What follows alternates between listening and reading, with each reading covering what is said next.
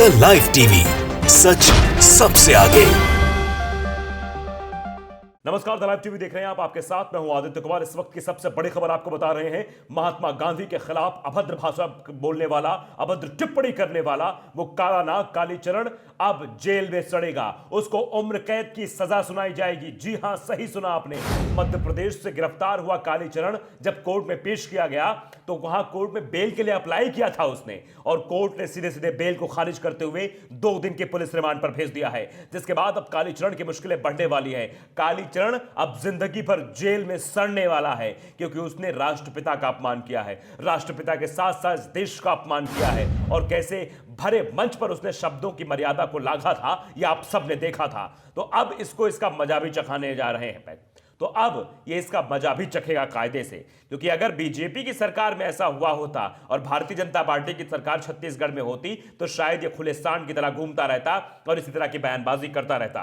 लेकिन सरकार वहां छत्तीसगढ़ की थी। जब कोर्ट पे पेशी हुई तब इसको उम्मीद थी कि हम बच जाएंगे, लेकिन बचा नहीं। अब ये सीधे जेल जाएगा। 2 दिन की पुलिस रिमांड पर है और पुलिस अब लठ बाजार करेगी इस नालायक, बेहूदे, गंदी नाली के कीड़े के ऊपर, क्योंकि इसने जिन शब्दों का इस्तेमाल किया था उसकी सभ्य समाज में कोई जगह नहीं है। ऐसे लोगों की कोई जगह नहीं है समाज में जो जहर बोने का काम करते हैं। देखिए, खबर भी पढ़ के आपको सुनाता हूं।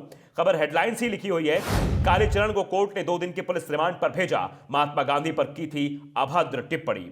दरअसल छत्तीसगढ़ के रायपुर में आयोजित एक धर्म संसद में इसने यह सब ड्रामा किया था, आपने देखा था।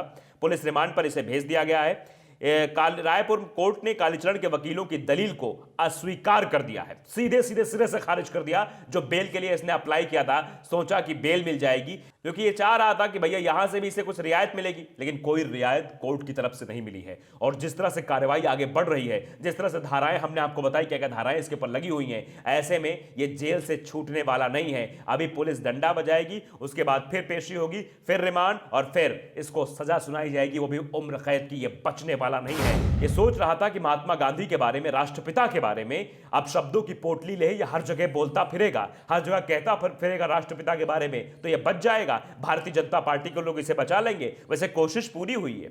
रिलीज कालीचरण नाम से हैशटैग जिस तरह चल रहा था, और भारतीय जनता पार्टी के नेता किस कदर बिलबिलाए हुए थे इसको छुड़ाने के लिए, इसको बचाने के लिए। लेकिन ये जान ले कि छत्तीसगढ़ में किसकी सरकार है? भूपेश बघेल की सरकार है, कांग्रेस की सरकार है। और भूपेश बघेल ने पहले कह दिया था इसको कि अगर सीधा गिरफ्तार हो जाए ये, नहीं तो हम कहीं से भी इसे खोद कर निकालेंगे और जेल की सलाखों के पीछे भेजेंगे। जिसके बाद ये गिड़गिड़ाने लगा था, जिसके बाद ये कहने लगा था कि मैं महाराज नहीं हूं, मैं ऐसे वैसे कुछ हूं। तो आप समझ जाइए कि अब जब ये कोर्ट के सामने पेश हुआ है और कोर्ट में इसकी बेल जो है खारिज हुई है, इससे अब इसको समझ में आ गया कि इसकी मुश्किलें आगे बढ़ने वाली हैं।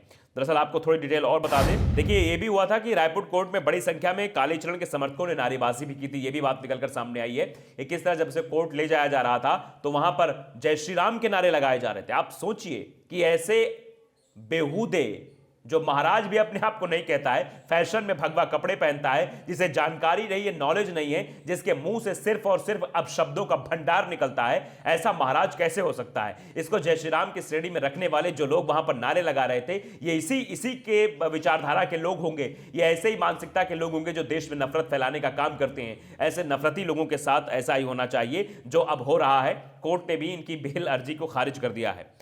दरअसल गुरुवार 30 सितंबर को सुबह 4 बजे रायपुर पुलिस ने कालीचरण को मध्य प्रदेश से गिरफ्तार किया गया था, जैसा आप जानते हैं, जिसके बाद उसे रायपुर कोर्ट पेश किया गया।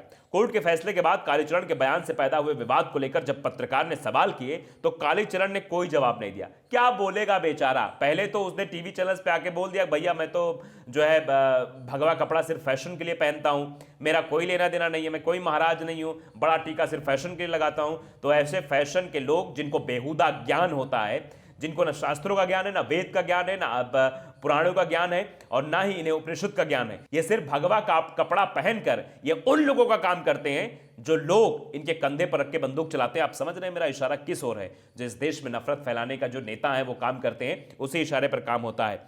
देखिए, बेल के लिए अर्जी बाकायदे लगाई गई थी और सवाल जब पूछा गया कालीचरण से, बता दें आपको, तो कहता है ओम काली, ओम काली कहता हुआ निकल गया, जिसके बाद मुस्कुराते हुए पुलिस रिमांड पर चला गया। अब उसको पता है कि आगे क्या होने वाला, डंडा बाजार होने वाला उसके ऊपर। ये मुस्की जो छाट रहा है, ये सोच रहा था कि भारतीय जनता पार्टी के नेता और भारतीय जनता पार्टी के प्रधानमंत्री, क्योंकि वो बीजेपी के प्रधानमंत्री है, देश के प्रधानमंत्री के तौर पे दिखते नहीं, क्योंकि प्रचार में तो वो बीजेपी के जा रहे हैं कायदे से, और प्रधानमंत्री मुख्यमंत्री सब ये सोच रहे थे कि हमको बचा लेंगे, हम किधर बच जाएंगे, मध्य प्रदेश में जाके छुप जाएंगे तो बच जाएंगे, क्योंकि मध्य प्रदेश में बीजेपी की सरकार है। लेकिन बेचारा बचा नहीं है।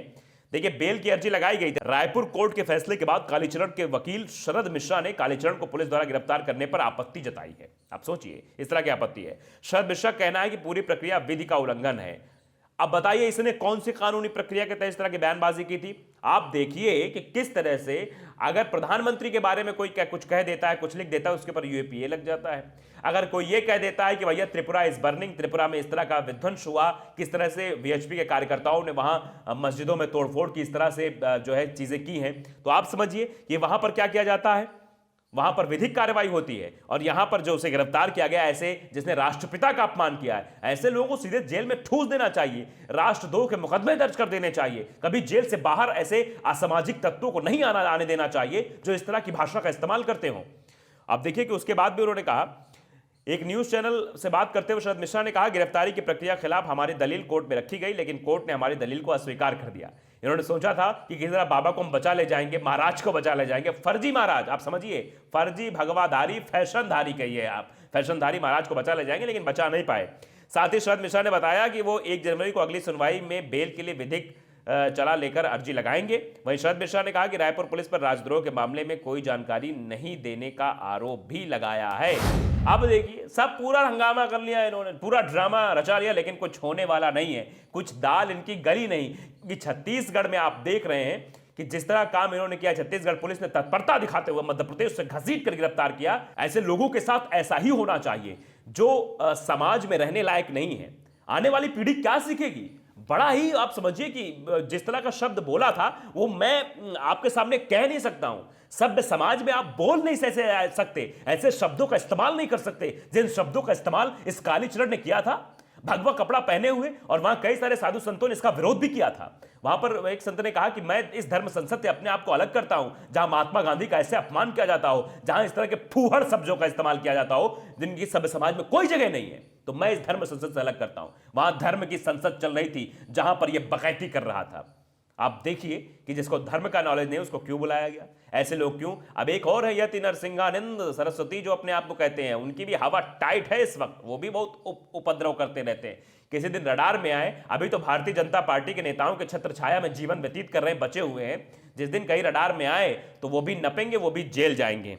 तो आप देखिए कि 1 जनवरी तक पुलिस रिमांड पर यह बाबा रहेगा और इसकी कायदे से ठुकाई होगी, कायदे से पिटाई होगी। अब इसको समझ में आएगा कि इसने किसका अपमान किया है, देश के राष्ट्रपिता का अपमान किया है। इसको इस बात का अंदेशा जरूर लग जाएगा। अब कोर्ट की सुनवाई के दौरान कालीचरण के पुलिस रिमांड में जाने पर कालीचरण के समर्थकों ने हंगामा भी लगातार जारी रखा। और मीडिया रिपोर्ट्स के अनुसार आज शुक्रवार 31 दिसंबर को कालीचरण कोर्ट में पहुंचने से पहले ही बड़ी संख्या में कालीचरण के समर्थक कोर्ट परिसर में हंगामा करते रहे। समर्थकों ने राज्य सरकार के खिलाफ जमकर नारेबाजी की, इस गिरफ्तारी को पूरी तरह से गलत करार दिया। उधर हंगामा को देखते हुए पुलिस ने भारी तादाद में पुलिस बल तैनात कर दिया और कालीचरण को कोर्ट में पेशी की प्रक्रिया सफलतापूर्ण करवाई। तो ये सब ड्रामा इसने रचवाया था खुद ही कि ऐसा करेंगे, क्योंकि पीछे से भारतीय जनता पार्टी के लोग लगे हुए ट्वीट्स आपने देखा था, हैशटैग रिलीज कालीचरण, ये सब देखा होगा आपने। तो ये सब इसी की प्रक्रिया के तहत था। लेकिन ये समझ ले कालीचरण, अब ये छत्तीसगढ़ में है और अभी तो बेल कैंसिल हुई है। जब सजा होगी तो इसे समझ में आएगा ये जिंदगी भर जेल में सड़ने वाला है। चाहे समर्थकों को बुला के हंगामा करवा ले कोर्ट में, चाहे जो कुछ करवा ले, यह बचने वाला नहीं है, क्योंकि बीजेपी के लोग ना इसे बचा पाएंगे। अब ये सीधे जेल जाएगा, वो भी उम्र कैद की सजा के साथ। तो लाइव टीवी को अगर आपने सब्सक्राइब नहीं किया, सब्सक्राइब जरूर करिए, बेल आइकन दबाइए ताकि सच खबर आप तक पहुंचती रहे। नमस्कार। द लाइव टीवी, सच सबसे आगे।